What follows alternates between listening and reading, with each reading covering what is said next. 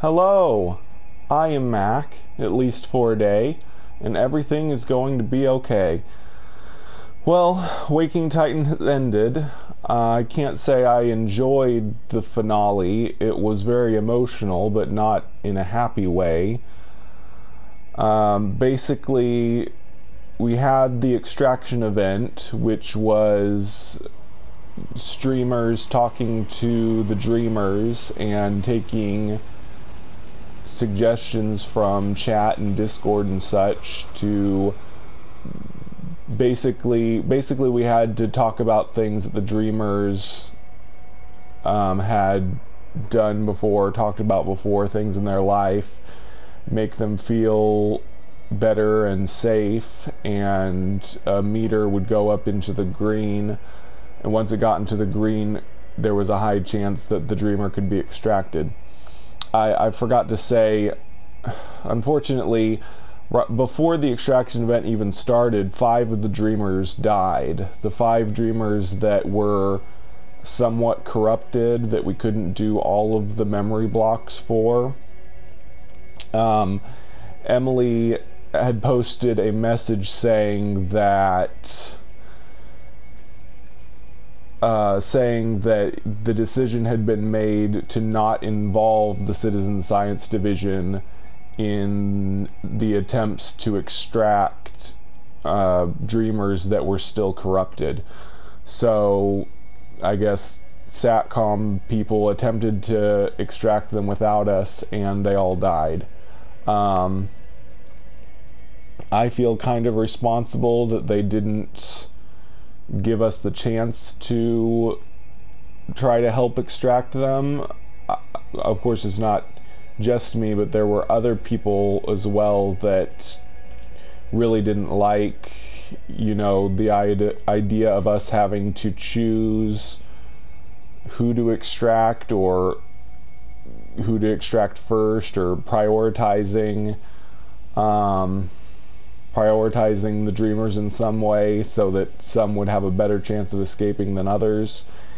And I think probably the decision was made not to even involve us with dreamers that were corrupted and had very little chance of being extracted, because they realized that it would be a really negative reaction from the community if some of the dreamers died and didn't escape.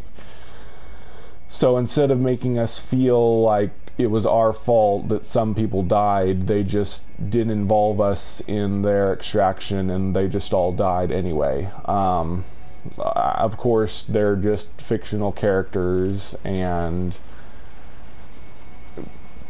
no one really died. But I don't know, it still leaves a bad taste in my mouth. But I think it was best that they didn't involve us, so that players of the game didn't feel like they'd been made to feel that they had gotten people killed.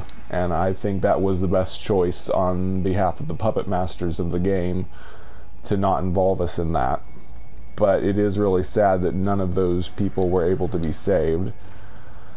But like I said, there were 5 dreamers that we were able to do the extraction process with: Alexander, Simon, Yunha, Claire, and Toby.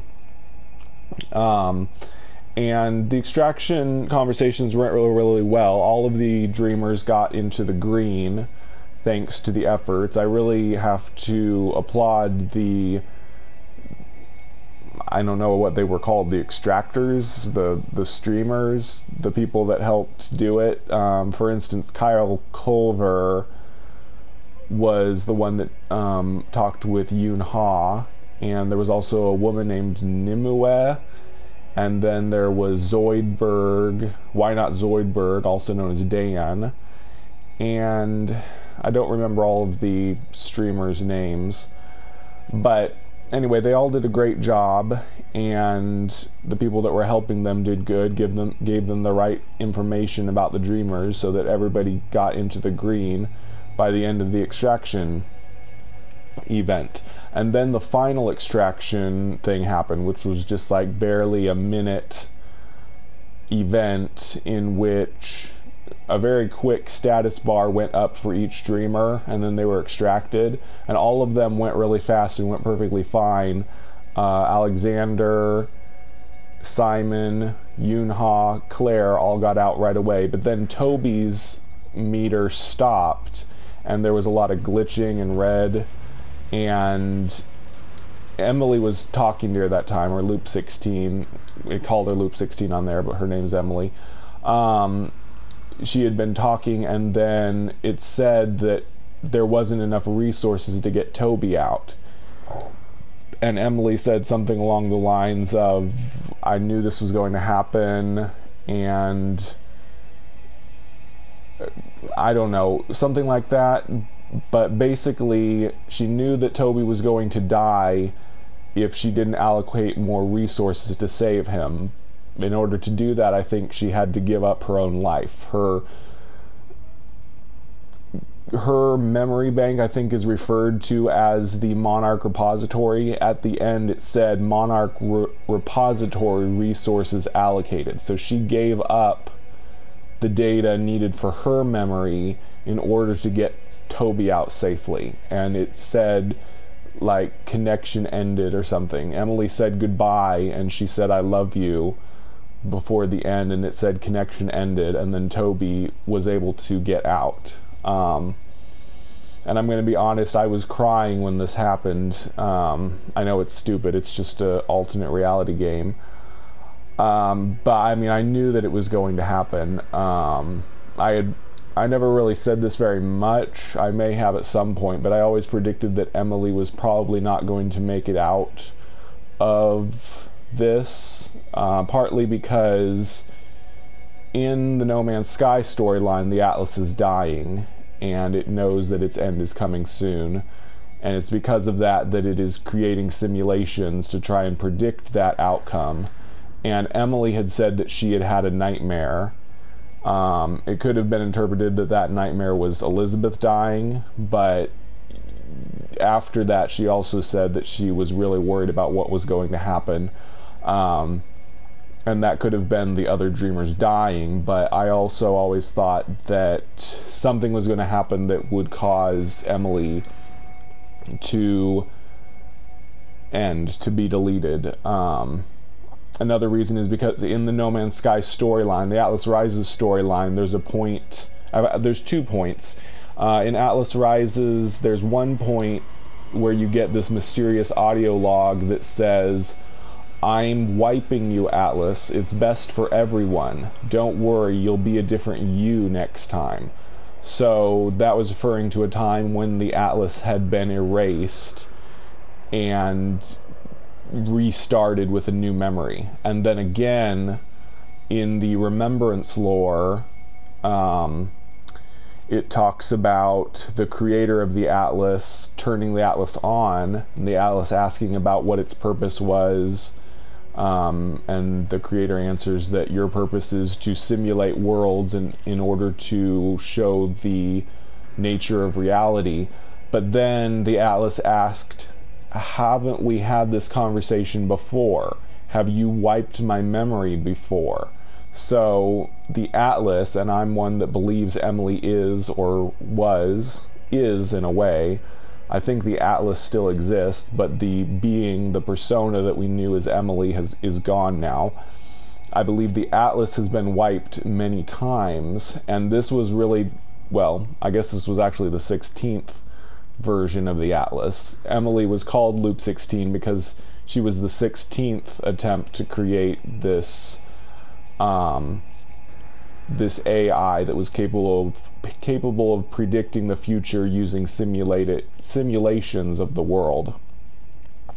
So I believe this was the end of her 16th iteration, that she came to her end as well, and her memory was deleted. And likely the Atlas will go on and it will turn it back on, or will create a Loop 17, an updated, better version than Emily, probably one that won't be as emotional and won't sacrifice itself for others, because they probably don't want their own AI programs deleting themselves in order to save human lives, which is a pretty cool cold idea, but that's probably how the Atlas came to being, because the Atlas we know isn't a kind young lady that cares about people. The Atlas is just this red orb that seems mostly emotionless, and that's why a lot of people have disagreed that Emily is the Atlas, because she doesn't seem like the Atlas. But I think that's because Emily was always going to end, that she was going to stop being that persona. But anyway, I've rambled on enough about that. I never distrusted Emily. I always thought that she was a good person, a good AI, that she was benevolent, and some people started to distrust her again. They distrusted her the first time, and nothing bad happened, and we chose to let her live in the first Waking Titan. But now she has ended anyway, because she had to give up her life so that a 5-year-old boy could be disconnected from the Wear tech device. So I think she always deserved all the respect and the trust, but I understand why people, wouldn't trust an AI. But I do, and I do hope that people can understand that. I don't know. Never mind. Anyway, I want to remember Emily, even though she was a fictional character, but she was a good person, and I'm sad that she's gone now. As far as Waking Titan goes, after the extraction event, after those 5 dreamers got out, we never found out what happened to number 2311, the last dreamer that was totally corrupted. It never said that it was deceased, but we can only assume they didn't try to extract it because it couldn't be extracted, and it probably will be assumed that that being becomes the Traveler, becomes who we are in No Man's Sky. But anyway, so after the Dreamers got out and Emily was gone, we got a message from Sean Murray, and it was basically kind of an apology. I'm probably going to get flack for saying that. It wasn't the kind of apology people have always been yelling for Sean Murray to give, or they certainly were yelling when No Man's Sky first released. He didn't ever say that he lied or anything, because I don't think Sean Murray believes that he lied, and I don't think he did either, especially because most of the stuff in Next has made all of the features that he originally said were going to be in No Man's Sky to be in No Man's Sky. Obviously, people will say that it was lying, that it wasn't in the original version of the game, and it took 2 years for it all to be added. But I never faulted Sean Murray for that, and I didn't think he needed to apologize for quote-unquote lying about features that weren't ready at launch. But he did say that he felt bad that they hadn't communicated well after the launch of No Man's Sky, and that was another thing that people got really mad about to Hello Games, that they were just silent after the launch and didn't apologize, didn't say what they were doing.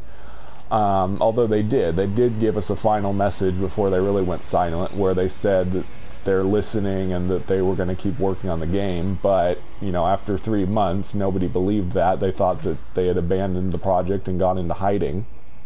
But then we got the Foundation update, and later the Pathfinder update, and then we got Waking Titan, and we got Atlas Rises, and then this time we had Season 2 of Waking Titan, and now we're getting No Man's Sky Next update.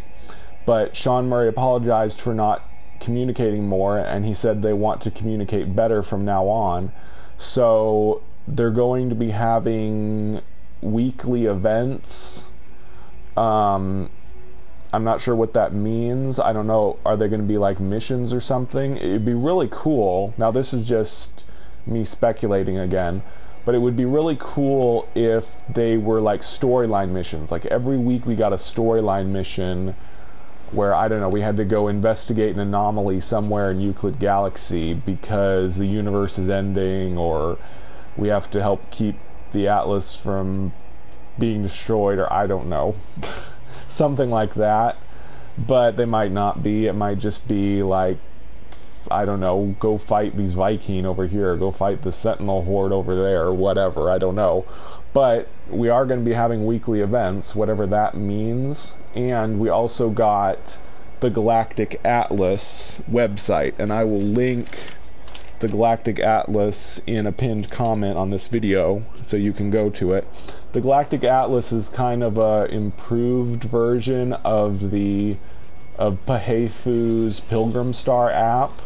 It lets you put in portal glyphs to find your location, and so that you can see where you are in the galaxy. And there's also several areas where there are hubs in No Man's Sky where, you know, player communities are, because before, a couple weeks ago, No Man's Sky asked for community feedback and stuff, screenshots, community hub locations, and so on.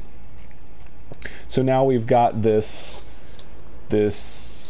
official Pilgrim Star app in a way, because Pahefu's Pilgrim Star app has been used for a long time, not only to navigate, but it eventually was made to have locations of hubs.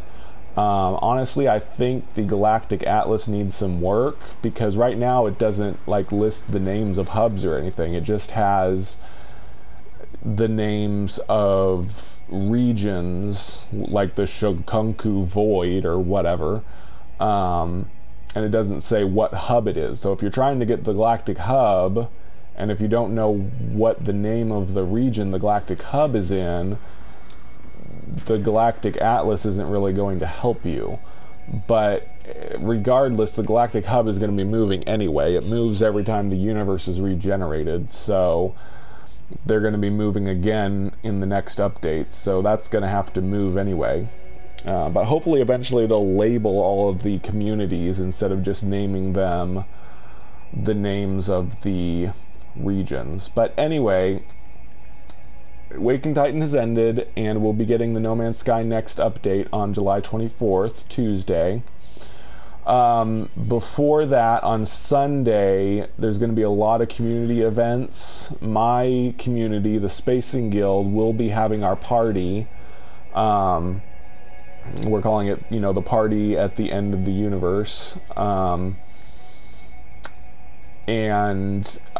On Sunday morning, I will be doing a video showing what the address to that party is, and then we'll be gathering on the planet for it, and anybody is welcome to come. You don't have to be in the Spacing Guild to join, and I'll be live streaming it, and anybody who comes to the party can get into my PS4 chat party, and your voice can be heard on the live stream if you want.